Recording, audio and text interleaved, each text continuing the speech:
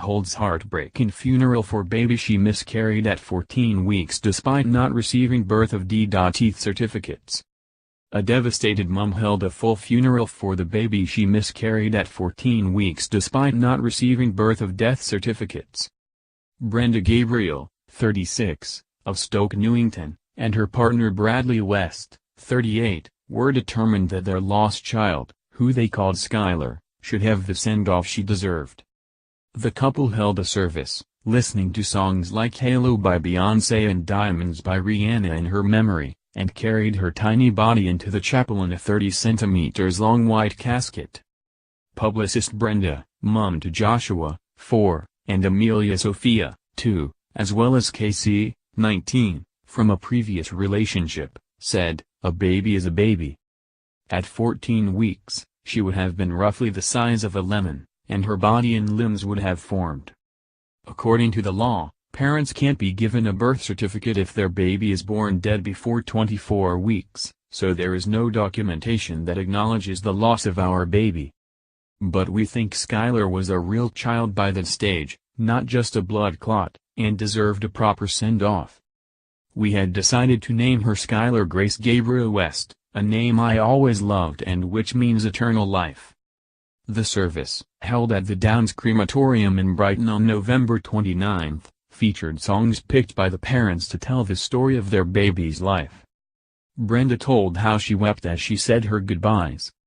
"I couldn't believe that, from discovering I was pregnant in August to having my baby cremated, had taken just 3 months," she said.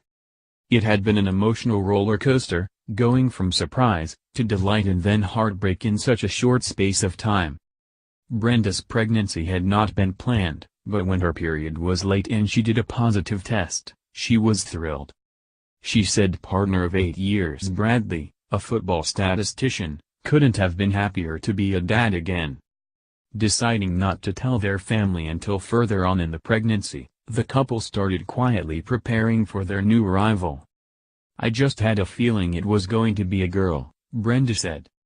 "As the weeks went by, I started to feel really excited. I could feel the little one growing inside me and my mind would wander, thinking about how she would fit into our family. Our younger two are really cheeky, so I was daydreaming as to whether our girl would be like them, or quieter." Brenda missed her 12-week scan and rebooked it for a later date. But at 14 weeks, on October 13 this year, she experienced period-like cramps while at Bradlee's parents' wedding anniversary, where they had planned to announce their happy news.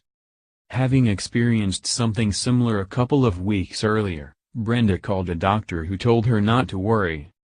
But in the early hours of October 14, the pain became so severe she felt like she was in labor. "It was like the contractions had started," she explained. "I knew exactly what that felt like, because I'd had 3 children before. After about 10 minutes I was curled up in a ball, screaming in pain."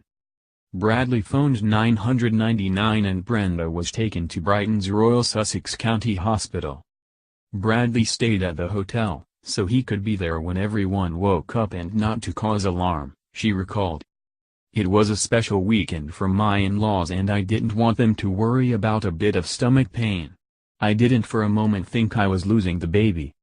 Sadly, Brenda experienced a whooshing feeling when she reached the hospital, which she later discovered was her waters breaking. "I didn't even realize I'd given birth to the baby," she admitted.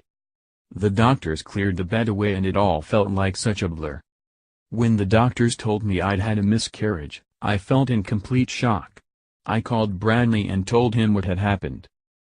That's when it really hit me. I then rang a friend and was bawling down the phone to her." Deciding not to tell her family what had happened until they were home, Brenda was in shock for the next few days. After speaking to a bereavement nurse, the couple decided to host a very personal and private funeral. Brenda said, "It was just me and Bradlee. We didn't want the kids coming as it was a time for us to say goodbye to our girl. We cried throughout the 30-minute service, but just listening to the music, and not having any traditional funeral elements, allowed us time with our girl and together to grieve." As Rihanna's Diamonds played at the end, The lyrics "Shine Bright Like a Diamond" really spoke to us and meant so much. We know Skylar will be in the sky, looking down in us. The couple, who may turn her ashes into jewelry, say the funeral brought them huge comfort. "We both got closure and we'll never forget our baby girl," said Brenda. "I believe the babies choose their parents, and I am so happy Skylar was ours, even for the shortest amount of time." Last year we told how Coronation Street actress Kim Marsh relived the tragic death of her son in a storyline on the show. Kim, 40, was left utterly lost in 2009 when tiny Archie, her son with former partner Jamie Lomas, died at 21 weeks.